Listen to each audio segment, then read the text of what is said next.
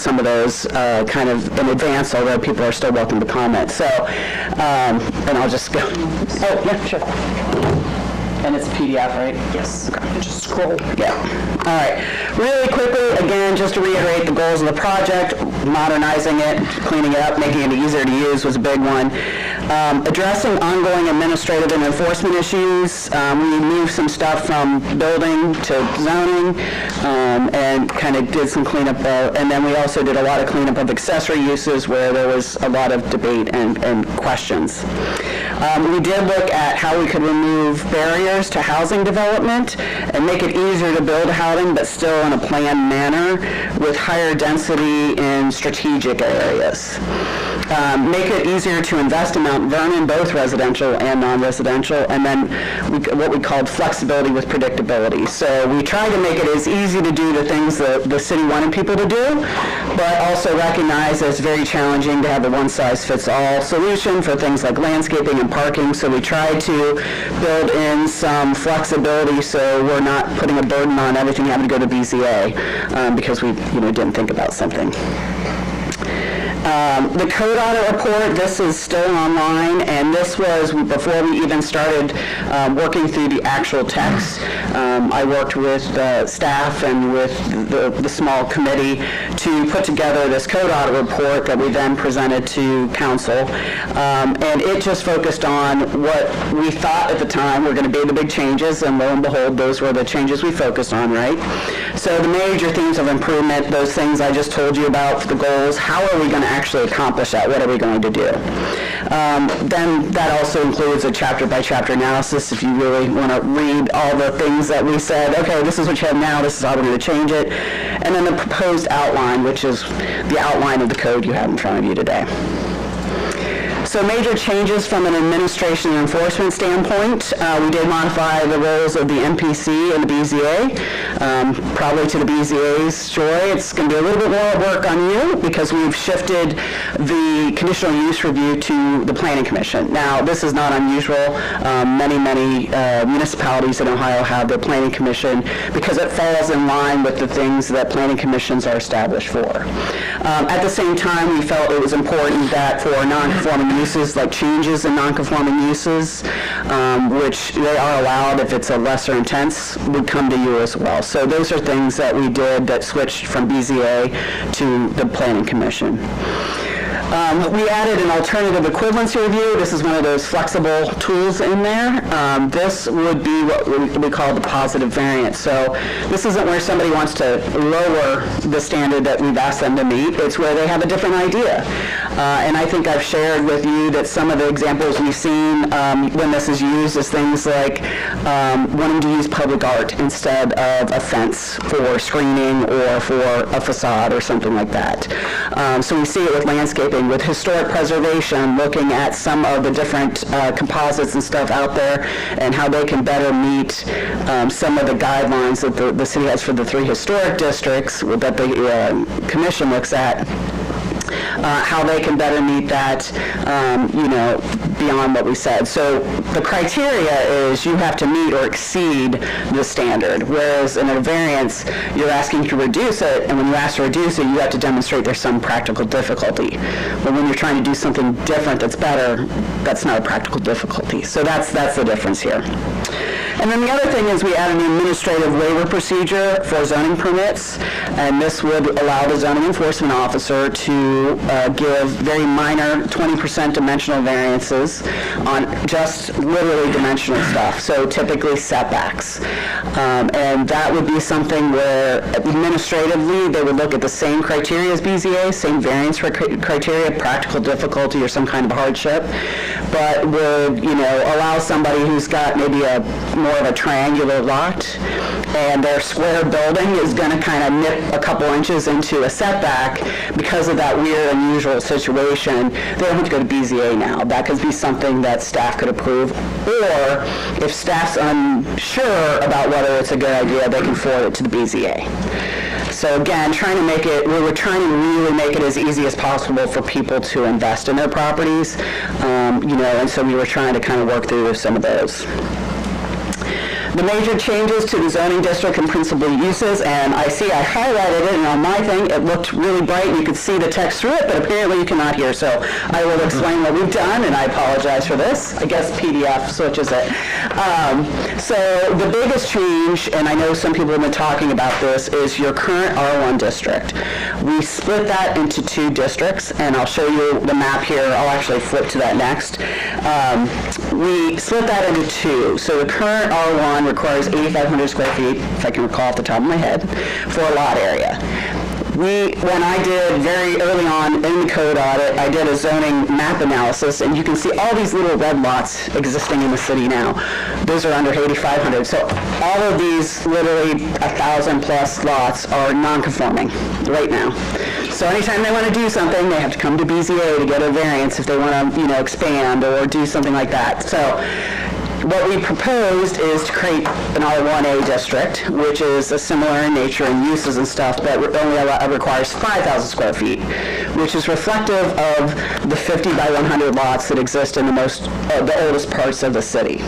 So on the draft zoning map, you will see the R1A is on existing areas of developed land, not new greenfields to be developed. And again, this was all intended to make it easier for the people with existing houses and existing lots that are of that size to invest. I have not done the analysis, but just kind of having gone through the zoning map with Lacey, there's only, very few lots are big enough that you're going to see a huge number of people running out to do lot splits. In fact, I'd be really surprised if you saw any, because most of them are, these lots, a lot of these lots are, 7,500, 8,000, maybe 9,000, so most of them aren't ever going to be able to lot split. It's just making it easier for people to, put in that rear yard extension, or, we did do some adjustments of setbacks. Again, people aren't going to now be conforming if this is adopted. So that's the main reason we did that R1A. And it's not in any new greenfield development area on the zoning map. One of the other things we did is we added the R4 district, a higher density development option. It is not on the zoning map, so right now, nobody, it's not like after the this is adopted, somebody can build something. This would be something that down the line, if somebody wanted to do a slightly higher density, they could ask for that. And that would, again, be kind of in strategic areas. The manufactured home park district, all we did with that is we maintained it, but we said that no new districts can be applied for in the future. So we maintained it to keep it conforming. But to be honest, most people are not building mobile home parks anymore because you can build permanently sited manufacturing housing on any lot. And we're seeing that because of EPA restrictions and stuff. So we just wanted to protect the existing uses and allow them to continue, but there won't be any new RMH districts in the future. The traffic-oriented commercial district and the general business district, we consolidated. There was very little difference. I don't think the TOC was anywhere, so we just got rid of that. And then the planned development districts, there's currently a PND and a PCDD district. And I was asked one, I think one of the comments is, why are we consolidating that? Well, we're consolidating it because they both function the same way. They're both planned developments. They come to a planning commission, they go to council, they have a plan that is part of it. The difference was the planned neighborhood district was focused on residential, the planned commercial is focused on commercial. What we've done is we've switched that up, and I'll talk about that when we on a little bit later slide as to what we try to incorporate to make it an actual better district. The other changes we did, we've organized all the uses in a principal use table here. You can see now across the board, you can see where uses are allowed. We've addressed short-term rentals. Marijuana dispensaries are still prohibited, and that includes recreational. But we have accommodated the cultivation and processing options because after a lot of discussion, they are indoor activities that are highly regulated by the state and have created a lot of revenue for communities that accommodate them in industrials where we're allowing them. So we felt it was, after kind of looking at how it's gone for other communities, it was okay to allow. It's also incredibly secure.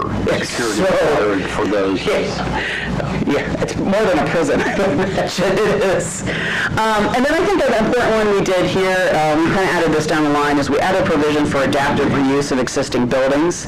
So for old churches, old schools, old industrial buildings that are in areas that aren't really zoned for it, but they're also not really designed for the buildings or the uses that are allowed, it would allow them to come to you, the planning commission, with a conditional use process to say, listen, we've got this old school in a residential district. It's not something you can easily, I know they have renovated them for apartments, but maybe, it's not one that can't be easily renovated for apartments. But we'd like to do something different, a yoga studio or some low-intensity offices. So you would be allowed to consider that on a case-by-case basis. The reason why we did that instead of requiring zone changes because it's tied to the existing building. So if that existing building ever goes away, you can't then do something different. It has to be with that existing building. Other things in the R1A, because again of all the existing prevalence of 2-family and 3-family dwellings, we have now made those conditionally permitted.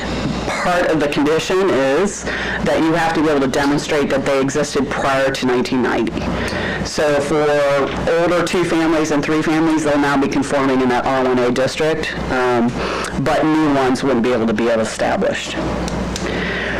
The last thing, I think one of the last things we did in just recent history as part of this discussion on the housing crisis, we did add a small-scale planned housing development option as a conditional use in the residential districts. These are small projects under 5 acres, most likely even smaller than that because there'd be like a block or half a block.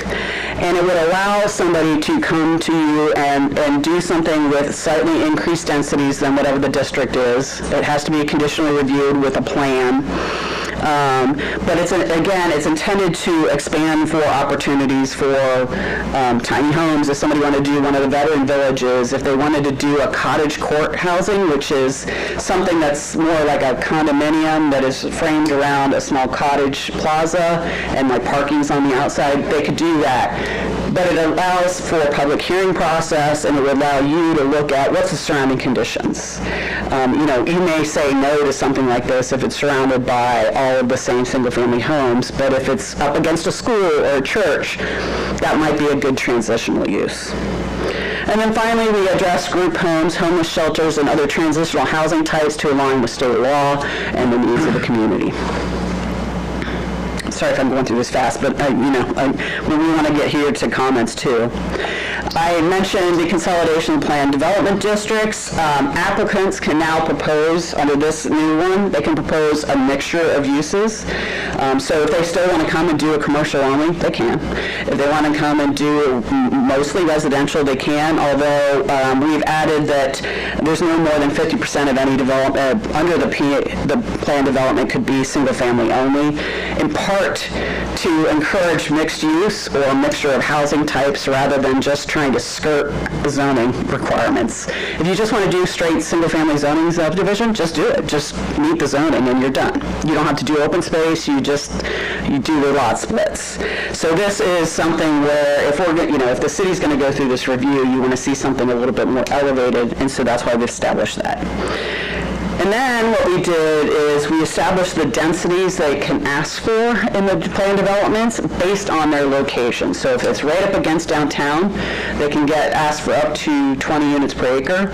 If it's a transitional area that was originally zoned general business, so now they're kind of creating a transition between business and residential, they could get 16. If 75% or more of the dwelling units will be contained in buildings with, essentially apartments over 6 units, they can get 12 units per acre. Anything else is 8 units per acre. So we tried to scale it to encourage the highest density near the commercial areas and near downtown. And part of that, I would encourage people to go back to that code audit because we actually have illustrations of what densities look like. So 20 units per acre is very much what you would see if you have apartments above commercial uses in a downtown just like Mount Vernon. It's really not what people envision of some huge apartment building. It is what you would see downtown. Accessory and temporary uses, we modernized the list of accessory uses, allowed things like community gardens, accessory dwelling units, again, encouraging housing opportunity. We allowed for some raising of chickens and livestock based on lot area, and then we spent a lot of time, 3 or 4 meetings, I think, talking about accessory uses and accessory buildings and very specifically, and we ended up with the solution of allowing up to 2 buildings per lot. One is no more than 240 square feet. The other can go up to the size of the footprint of the building. So that could be anything from a large detached garage to accessory dwelling unit to anything like that. There are additional limitations, though, I think that's critical on how big that accessory building can be due to lot coverage limitations. So just because we say it can go up to the size of the house, unless you have a large lot, it's unlikely to achieve that. So it's not just that limitation. Setbacks were adjusted based on zoning district. Obviously, that R1A, it's got smaller setbacks. And accessory dwelling units are allowed as another approach to expand affordable housing options. It can be attached or detached. And I will re-emphasize the point I've made to people who question ADUs. Even the cities that are allowing them as a free-for-all are not seeing an overwhelming number of them. It is just an option that a lot of people are using for their kids or their parents. And we also do require that there's owner occupancy, so the owner of the lot has to live in the house, the primary house or the accessory dwelling unit, to encourage that to not be dual rental units. Temporary uses are largely addressed outside of the planning and zoning code, so we didn't do a lot of changes there. Central Business District, we added some baseline architectural standards, largely to encourage compatibility of setbacks, height, and the rhythm of buildings. We did not do anything like historic preservation. We really tried to keep it about the form of development. Parking access and connectivity, we updated the parking requirements. We still require a certain ratio of parking spaces for every residential unit, but outside of that, for most commercial non-residential uses, they just have to explain how many spaces they have and say this is why we think it's enough. And there's language in there that would give the zoning enforcement officer the ability to say, yeah, no, you don't have any ability to park anybody there, or say no. The reason being is that market-wise, nobody wants to underpark. And I've explained the city of Milford did this 28 years ago now. Haven't had an issue. So felt pretty confident that this will work for Mount Vernon. And then we added... Again? I'm sorry. Say that about parking all over again. So for the non-residential uses like McDonald's and all that stuff, there's no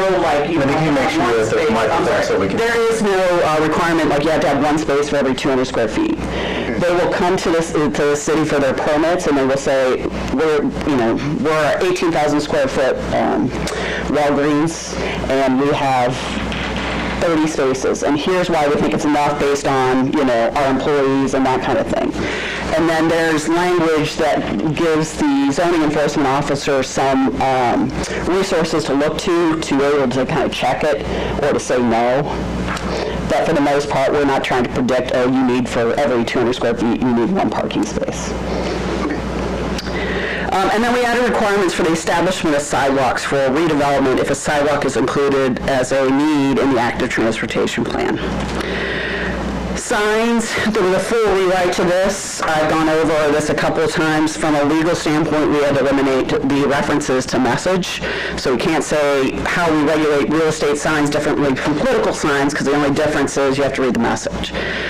So that biggest change came in temporary signs. But for the rest of it, for the most part, we expanded, just by cleaning up the signage, we expanded the amount of signage that people can have. And I'm not saying everybody's going to double their size, but they might get a couple square feet more on their freestanding sign or on their building signage.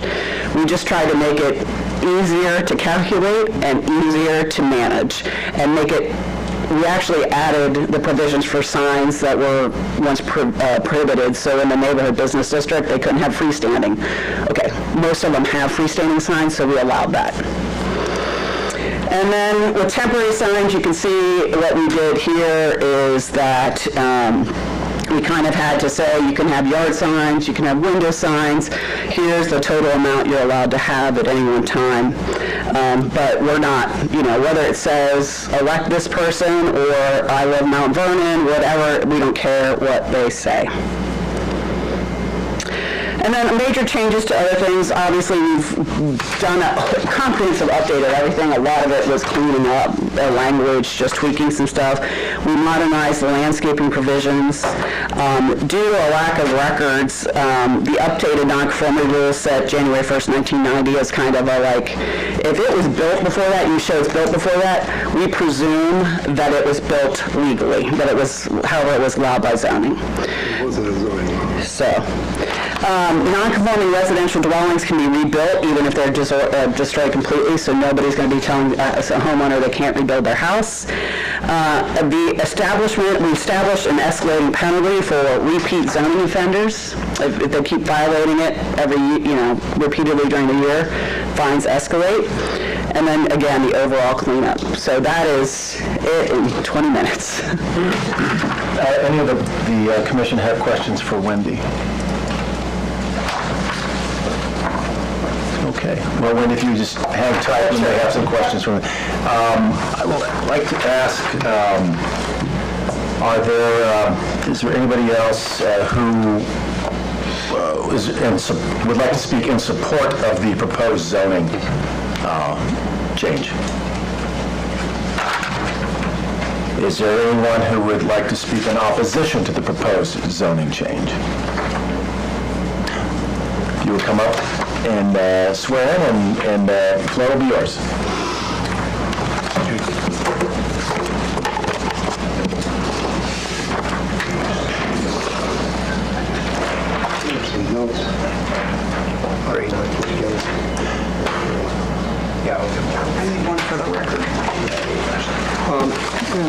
Unfortunately, You have to swear in before you I'm sorry. That's okay.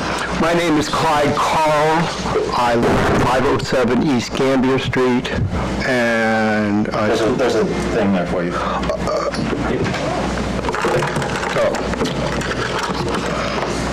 I affirm my testimony is truthful to the best of my knowledge and ability, so help me God, or under penalty of perjury. Now, floor is yours, yeah. Okay, I want to, at the last minute, my printer engaged in a work slowdown, so I only have a couple copies of these. But here are some. I printed out a few copies. I drove down High Street the other day and took a few pictures of some of the properties. And I'm looking at East High Street because I'm very familiar with it, having grown up there, and later on spending a lot of time on the East End. And the point of these photos is to point out that on East High Street, I can only find at most 3 properties that conform to the proposed zoning code. And that, if you want to look at an area Mount Vernon is considered to be one of the best areas of Mount Vernon, I think East High Street qualifies. Obviously, there's some other areas too. But now, on my notes here, I noticed that the new revisions that are proposed, some of them are somewhat in line with my comments. Okay, now I'm going to run over some quick notes. So in those photos I took, by the way, I want to note a couple things. One of those photos is of a beautiful, gorgeous duplex on East High Street that no one thinks is an eyesore. Meanwhile, further up at East High Street, there's 3 unit townhouses. It was built about in the 20s, and they're really very nice. And most of those lots, in fact, virtually all the lots north of Vine Street and east of Center Run, those lots are all non-conforming. And anyway, and then there's another picture on East Gambier Street of a 3-unit apartment building that simply doesn't look like an apartment building. Well, let's go on. The property size restrictions are not usable, and actually that's already been brought up. And Mount Vernon is a multi-class society. We all grew up together. Rich people did not live in one neighborhood different from the lower class or whatever you wanted to call them. Everybody grew up together. The properties were all mixed. And what this zoning code does is it attempts to impose the standards of New Albany on Mount Vernon, and they don't meet. Don't make any sense. Now, I want to say something else. The present zoning code was enacted somewhere around 92 or 93. The original code was proposed. And the fellow, it was originally turned down by the city council, and then they snuck it in about 6 months later without much of a public announcement, because they didn't want to waste the $50,000 they paid the consultant to copy the code straight off the books from the Department of Development. All right, I'm finished with that one. Okay, first comment as proposed has already been there. Second, vacant lots do not comply. If you tell a person who buys a vacant lot that was made in back 60, 100 years ago, that vacant lot, and you're telling him he can't build on it, that's called a constructive taking, and he can, of course, sue the city for just compensation under the federal and state constitutions. The height of the buildings is set at 35 feet. There are many of the older homes are more than 35 feet. The house I just sold to Zach and Britt up there is about 48 feet tall. Nobody would look at that house and say, oh my gosh, what a monstrosity, it's so tall. Because it's not. Okay. You're down to your last minute here. I got it, okay. Quick review. I like the idea. I think that one of the things we can do is merge R1, R2, and even maybe R3. I haven't had a chance to look at the code closely enough to see about that. But there's no particular reason why you can't have a duplex. In fact, if you look around the country, many cities, San Francisco is a classic poster child, are eliminating R1 entirely and going to R2. Now, with regard to the map, one of my pet peeves is the Presbyterian Church is zoned R1. It's been owned by the Presbyterian Church since 1820. Next door is the Veterans Administration. That was previously Central School. Before that was a graveyard. And those are all zoned R1. Why they're zoned R1, I don't know. Okay, now,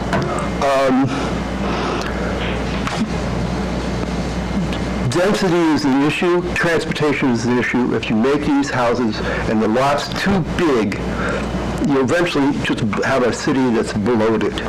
Okay, by the way, I gutted a house in Victorian Village back in the 80s. Those lots in Victorian Village are 41 feet wide and 150 feet deep. Those houses are all going for about $800,000 now. So the idea that somehow or other those little lot sizes will cause the houses to be cheap, crappy houses, it just doesn't hold up. Thank you. Thank you. And questions for Mr. Carl? Also, I would love to participate in this process because it's hard work, and I haven't been around to do any of that hard work. I've just looked at this just recently. Okay? Anyway. All right, any questions? Any questions for Mr. Carl? Okay. Thank you, Mr. Carl. Is there anybody else who would like to speak against this zoning code? Rick, you want to come on up? We'll have you swear in, and then the floor will be yours. The presentation should probably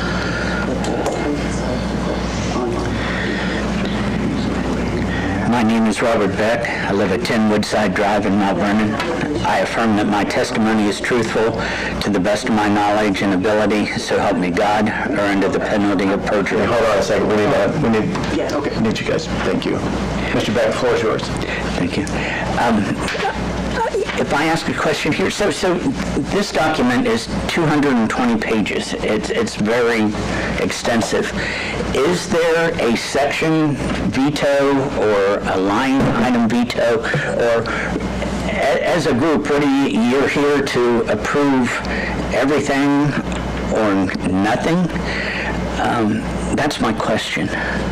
Can I get that without? The Municipal Planning Commission has the authority to approve as submitted or to make changes and then send the change document through to City Council.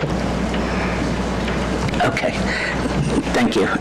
And so I did have a letter I sent, and I hope y'all got a chance to look at it. That part of it being that 220 pages, I just think, by people's response, the city doesn't know what's all going on. I don't, really know what are all the best ideas to reach the public. You say this has been going on, there's been a lot of closed doors or meetings, but for the public, that the last meeting when she read off, this was this and we're changing that and this was, that's the only way I could really comprehend what was going on. But it was just by chance that I went back through these previous meetings because I never dreamt the extent of these changes. Small houses in Mount Vernon, little trailers, this size, 200 square feet, 10 by 20, rows of them, just half a city block, just a whole city block, just 5 acres. I don't think anyone in Mount Vernon would want that. And I don't understand why we're thinking about that when you say, trailer parks are bad. Well, what would be a community of little houses? So if you were going to delete a section, I really, think that's a bad one. The combination of PD and the development with business. It's one thing if you're going to go in and say, okay, we got a residential neighborhood, single-family homes. Let's put, whether apartments or multifamily, 6 units, 8 units. Let's put all this around this established community. But then you turn around and say, well, how about some businesses too? How about a little Quickie Mart? How about another Mickey D's? I mean, people didn't plan on that in their neighborhoods. Nowhere in all this did I see something that made the existing zoning sacred for the people who are current homeowners. That, we bought our properties thinking that things were a certain way. There was zoned this way, that's how things were going to stay. I know things are always changing, but to put a business PD in with a housing PD, that is just over the top from Mount Vernon. Now I know in Columbus they build 7 stories, you have parking in one, you have businesses on the next, you have welfare apartments in the back, you have people paying full price for the apartments in front, and that is what Mayor Gunther wants downtown and how they're building. That's how business is done. But I don't think it's for Mount Vernon. And I think if you were to somehow ask people, we don't want businesses in residential areas, and we don't want little houses. You're down to your last minute, sorry, Mr. Brown. All right, thank you. Well, I guess those are the biggest issues that personally I have a problem with. But Any questions for Mr. Beck? Okay. Is there anyone else who wishes to speak out against this? Mr. Craig, want to come on up and swear in? Well, the floor will be yours then. My name is Don Carr, 4 Upland Terrace. I affirm my testimony is truthful to the best of my knowledge and ability, so help me God, or under penalty of perjury. I tend to agree with many of the comments so far. For those who don't know me, I come with a little bit of history in regards to zoning and code. I served 4 years on the Board of Zoning Appeal. I probably know not as much as Lacey does, but I know that code from top to bottom. What Miss Wendy started off by saying, I'm offended by, and I think the public should be too, that the goal that she was given was to create higher density in the city. I don't agree with that. I think that there's only one reason for high density, is we want more people here so we can have more revenue coming into the coffers. We don't need more people on Coshocton Avenue right now. We are overbuilt, in my opinion, as we are. Yet we have other developments that are coming to town and asking for high-density living units. One right in my backyard that's right up for a vote in City Council right now. The other thing is 224-page document. I apologize, I haven't had a chance to read this. I'm not going to question whether you all have had a chance to read it word for word.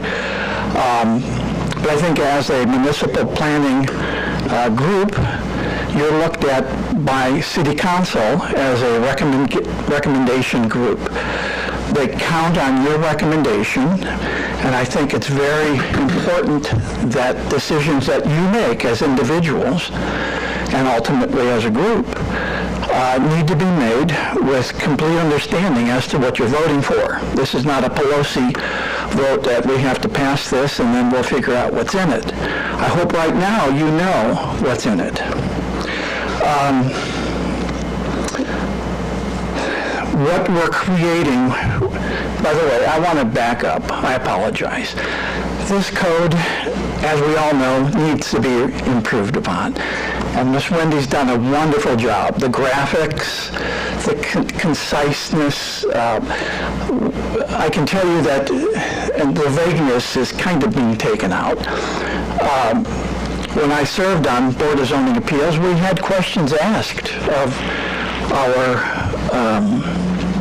assistant prosecuting attorney who was sitting at the bench, and she, when asked, how do you see this? Is it this way or is it this way? And her answer was, it could go either way. Well, that's not a way. I'm sure you agree that our code should be written. There should be no vagueness in it. I'm going to point out one part, and I could talk forever, but let me give you an example of the definition of frontage. How many of you know where the Extreme car wash just went in?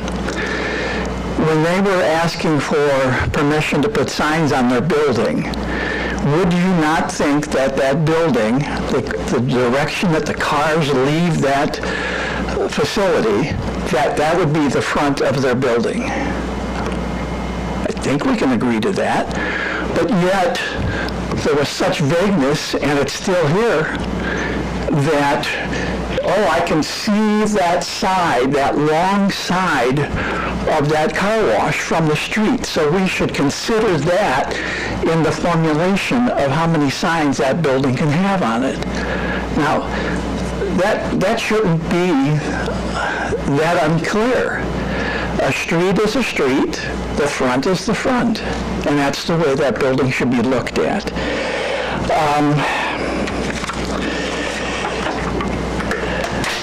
Again, there's other examples, but my big concern, and you've heard it before, and I unfortunately, not unfortunately, stood up as Lacey and her department were coming up with different standards for accessory buildings. We don't need larger accessory buildings in Mount Vernon. They are ugly and they don't create the character that we want. And I'm asking, I guess, a question that can be answered after I leave here. The staff administrative waiver allows for 20% more, and she talked about setbacks. And I can agree with that. Maybe a smaller lot, you need to have a building closer than 10 feet from the side. But are we also talking about the size of accessory buildings? Is the latitude taken away from BZA to determine whether an accessory building can be built 20% larger than what the code requires. Right now, this code is expanding. You're not keeping anything the same as far as accessory buildings. It's expanding. The code right now is going to allow larger accessory buildings, which then people come to Board of Zoning Appeals and ask for even more with a variance request. So at any rate, I'd like to just close by saying I hope that you all have done your homework if you're going to vote on this tonight. If you feel that you don't have all the answers or you have not read this document in detail, I think you should abstain from the vote or make a motion to delay this until you have a chance to look at it. Thank you. Thank you. Any questions for Mr. Carr? Okay. Is there anybody else who wishes to speak in opposition to this proposed zoning change? Zoning code rewrite. Is there anyone who wishes to speak in general? Oh, I'm sorry. Okay, yeah, come on up and we'll have you swear in and the floor will be yours. My name is Terry Schultz, Executive Director for Habitat for Humanity of Knox County, Ohio. Address at 13246 Wooster Road. I affirm that my testimony is truthful to the best of my knowledge and ability, so help me God, or under penalty of perjury. Wanted to get up and believe you all have the comments from the Board of Directors for Habitat in your packet. I know the amount of work, I know the amount of effort that went into this zoning change, and Habitat stands in generally behind most of it. We would like to see the addition of allowance for variances in R1 and R1A districts to allow duplexes and triplex buildings going through BZA code. Just an interesting fact about zoning. 1916, only 8 cities in the United States had zoning codes. By 1936, that number had grown to 1,246. Zoning is another way of redlining in communities. Absolutely. I believe that zoning is an important part now, but we also have to realize the repercussions of what our zoning codes do to not allow individuals not allowing individuals who have wealth, the security or upward mobility in being in the working class. Allowing for some of the construction with oversight from the Board of Zoning Appeals and Municipal Planning will allow for that upward mobility that is a part of the American dream. Again, to summarize, it was a great job. No hours and hours were spent by many individuals, and overall I think we can support this. We would like to see some foresight going forward of what Mount Vernon might look like in another 30 years, and so that we don't have to come back and do another major overhaul to meet what 30 years might look like. Thank you. Any questions for Terry? Okay. Anybody else wish to speak in general about the proposal? Okay, then Mrs. Blankenhorn received some communications here. Can you explain what communications were received either in email, phone, or in writing, other forms of written? So we received 6 different communications, number in the listed on the agenda. The first one, the public comment from Beck, was an email sent in. Numbers 2 through 5 were submissions through the online portal that was set up to collect feedback, and then the number 6 was an email from Ms. Marilees. Okay. Any phone calls? No. Okay. Mr. Ball, from an engineering standpoint, what do you see any concerns that Well, I guess I'll start with sort of we're working on the regional plan for Knox County. So top level, I encourage everyone in this room to go drive up Dyke Road. If you think about comprehensive plan? the comprehensive plan. So you think about the future of what is Knox County. You go down up Dyke Road, everybody has a full-size garage, and there's almost no corn left on up Dyke Road. It is a crappy township road that has a variety of houses. Some of them exceed $1 million. They're spread out, they're on well water, they're on septic tanks. So people are going to move here, and the question is, do we want these people in the city, or do we want them outside of the city? So that's a question from an engineering, from an infrastructure, from a planning. Do we want less agricultural look and feel? We're going to have more people. This is the only region that's growing. Columbus is growing. We're going to have more people. So do we want to think about revitalizing Mechanic Street, or do we want to think about putting more people on Updike Road? So I think that's a fundamental thing. Mechanic Street has infrastructure, it has abandoned buildings. So that's thinking about how are we incentivizing people, because people are not investing on Mechanic Street right now. They're investing on Updike Road. The health department has invested on Mechanic Street because nobody else would buy it. So that's something to think about. I think Clyde has some good points about having a place to put people that's kind of already there. We go into a lot of things about stormwater. The thing I think we have to realize, okay, this code is from the 90s.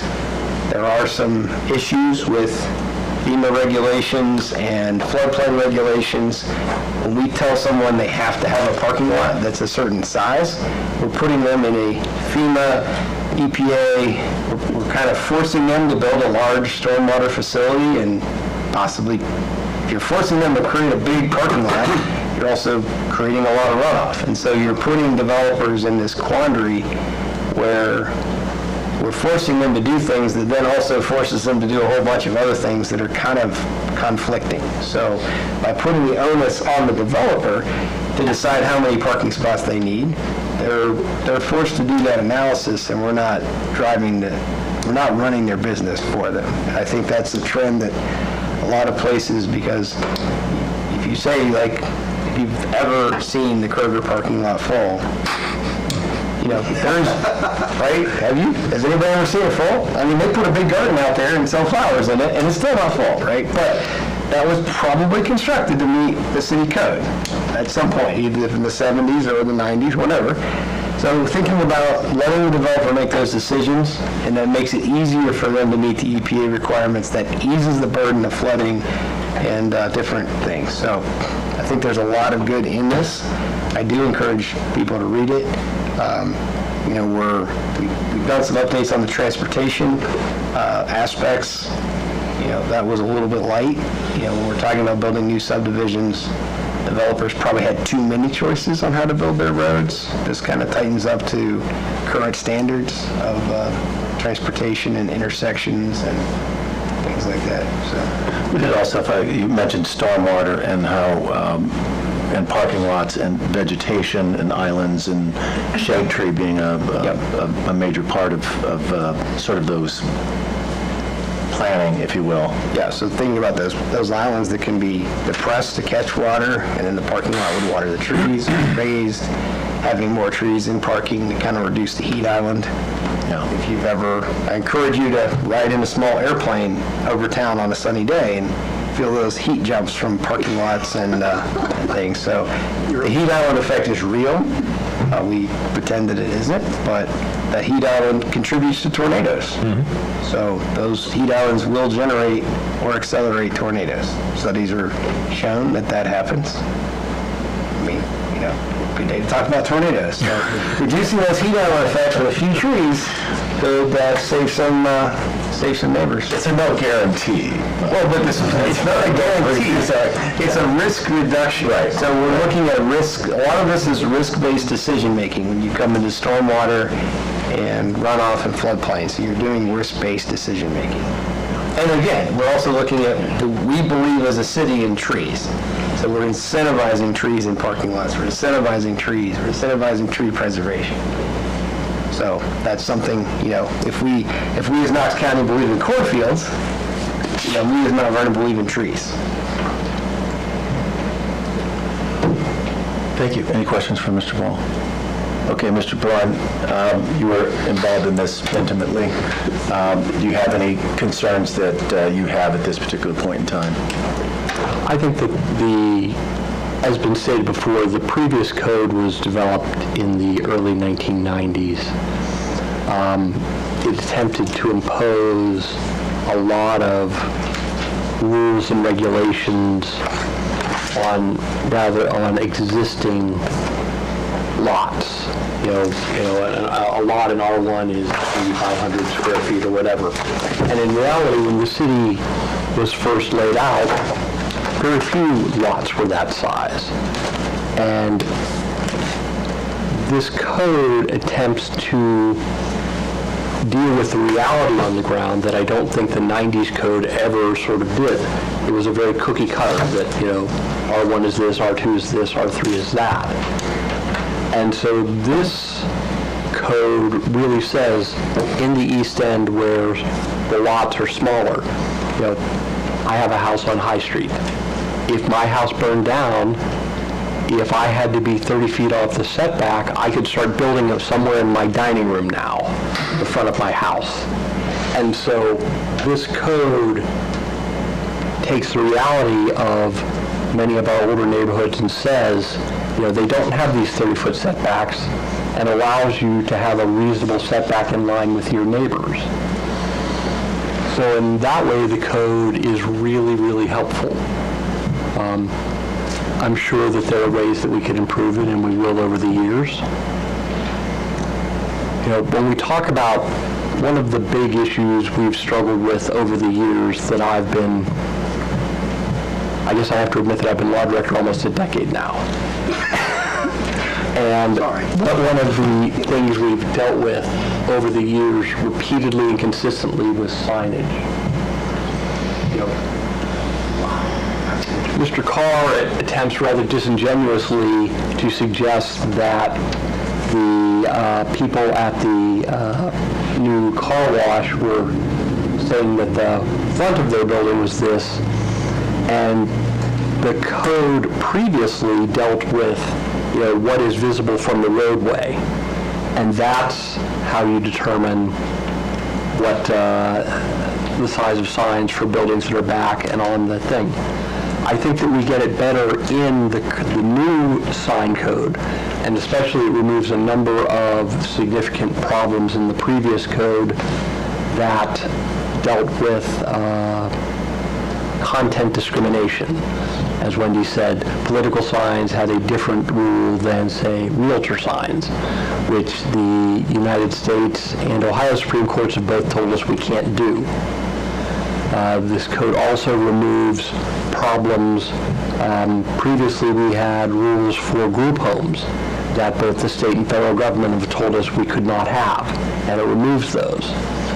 Every year, a group home would come into a neighborhood, and someone who lived there would call, generally Lacey, and complain that the city code says that they can't do that. And we would have to explain to them that unfortunately the Ohio law and the United States law says that we can't do that. And so by modernizing our code and removing those things that we cannot legally do, it makes it more user-friendly. People will not look at the code and say, well, why aren't you enforcing this rule? Well, we can't.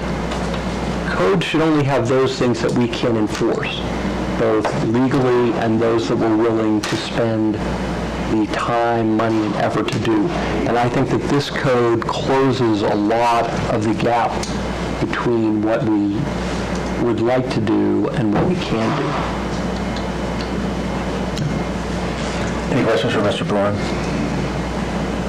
Hearing none, we will close the public comment portion of this meeting. And Mrs. Blankenhorn, this is a recommendation to City Council, is that correct? That is correct. Okay. So, before we discuss, we will entertain a motion in a second.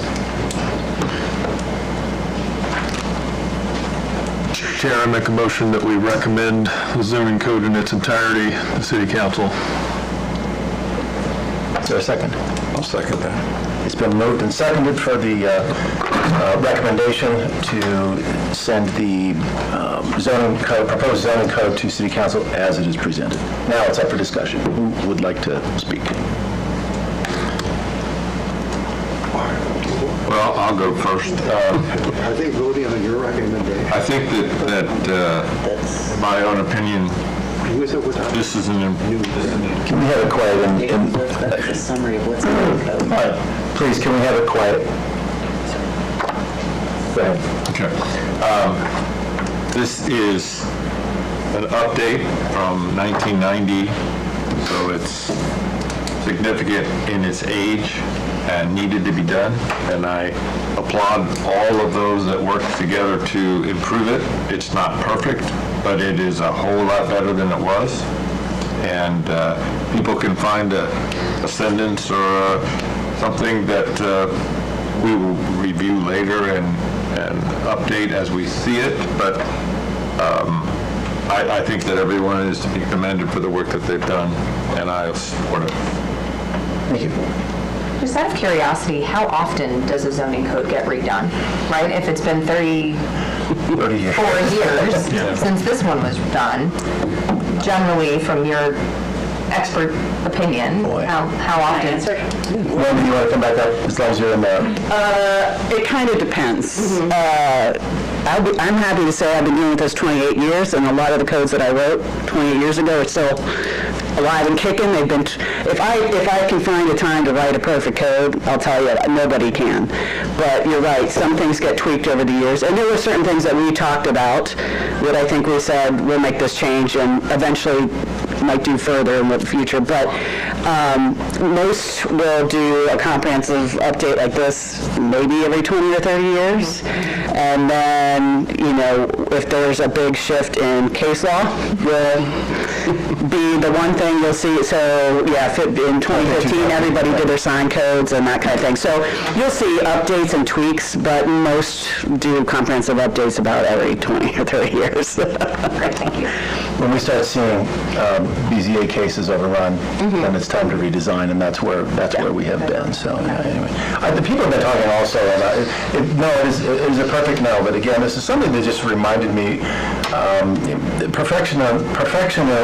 Perfectionism paralyzes progress, and so I don't think we can actually expect to hit every mark right out of the gate here. But again, get with what our world is now and how we are looking at growth responsibly.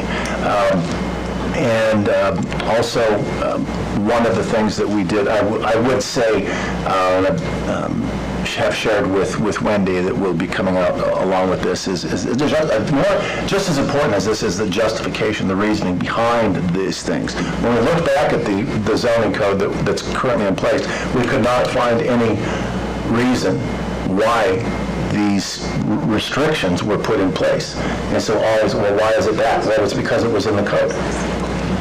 Well, why was it in the code? We could not find any reason for that. And so we wanted to take a step back and say, okay, here are the reasons why we think that this is better given our circumstances. Again, not perfect, but certainly more functional, and as Mr. Barone said, handles the reality of where we are today. So anyway, those are just along my lines in the experience in terms of putting forth a document that the public has been able to take a look at, and as we discussed today, that's what I wanted to make sure to mention. So with this, a lot of justification, a lot of explanation as to why is well documented for the next 30 years. Perfect is the enemy of the good. Yeah, simplified, really. This code is definitely an improvement of what we have. One of the things that was shocking to me, and I'm almost kind of embarrassed to admit, I don't know if those of you have seen the map that looks like this that's in the packet. If you were to poll the average Mount Vernon resident and ask them what percentage of the houses that are in R1 are actually in or fit the requirements of an R1, I don't know what the percentage is based on this map, but it's in the yellow. So on this map, the yellow ones are in R1. The ones that are orange are in R1A. Are likely, most of those are in R1 currently. And so those are all, I don't want to say out of compliance, but they're incorrectly zoned. And to me, that was shocking to really see the percentage. I don't know what I would have said if you'd asked me. I knew there were some that were outside the R1. They were in R1, but they weren't properly, had the square footage. But to see the percentage that it's off, and to see how many are in yellow, or how few are in yellow, I should say, was shocking to me. And so I think this update is going to help kind of clean up a lot of those things. And those residents that are in the orange may not realize the benefit they'll receive if they ever want to make an update, but they will be grateful one day if they ever need to make an update in their house. Or and someone used the example if if their house burnt down, or if they need to reset their house. And I think, Rob, you said, it started in your dining room. And if there was an unfortunate event, some of those folks would need to come back through a process that can be cumbersome, and we're going to hopefully alleviate that. So, Yeah, I think it's a good point, because I think I look at Lacey, but we've had over the years several houses burned down. There was one on Rogers Street. There was one on, I think, Greenwood. And those all had to come back through BZA. An extra step. Your house burned down, and then you're trying to rebuild it, and you're like, well, now you got to go get your permit denied. You have to go to BZA, and you don't have a house. So the idea with this process, they could just simply get a permit, and the process is, there's a lot of steps removed to rebuild a house, any of these neighborhoods that needs to be demolished or has burned down. You're simply wanting to get back in. Kind of gets the government out of the way a little. Gets the government out of the way. Yeah, the dealing with the infill lots, we have 100 and some infill lots that are already or had houses, and they were torn down or burned down or whatever, and they're sitting unused. Probably some of the reason would be because of the current restrictive zoning.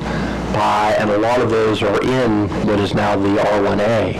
And so the new rules will hopefully spur redevelopment of those infill lots. And that was actually, and we didn't talk about it in the intro, but that was one of the real animating features behind some of the changes we made.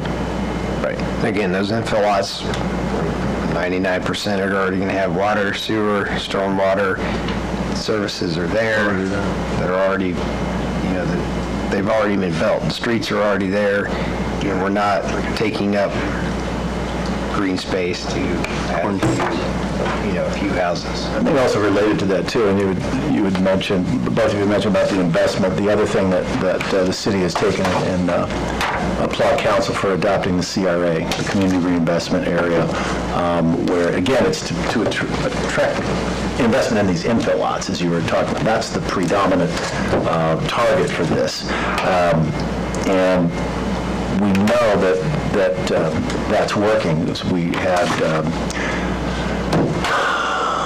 I'm going to ballpark it, but in 2022, according to the Housing Council presentation, we had $2.2 million of private investment in the city limits for infill lots, and that's good. That's great. That's what we wanted to see happen. And so with this change, it's helping to spawn that investment inside the city limits where the infrastructure currently is located. So,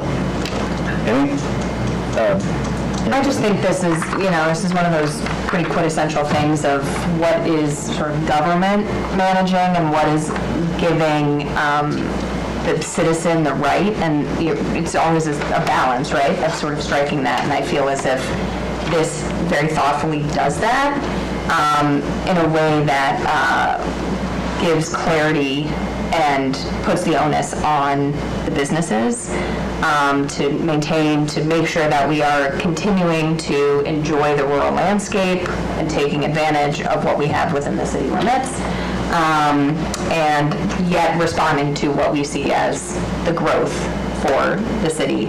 And I feel like it bundles it in a good, balanced way.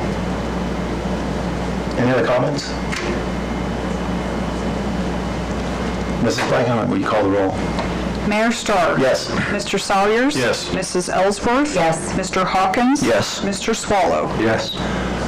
It is recommended to City Council, and so that will go, I don't know if we will have it in time for, but we probably won't have it. We'll give you a few weeks here, so anyway, it will go before City Council in the near future, probably not Monday, though. Anyway, is there any other order of business that we need to take care of? Hearing none, we'll entertain a motion to adjourn. So moved.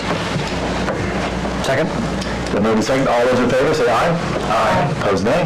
We are adjourned. Thank you, everybody. Yeah, every time. I didn't realize it's in the section. Buckeye edition, and that's Columbus Road. So that's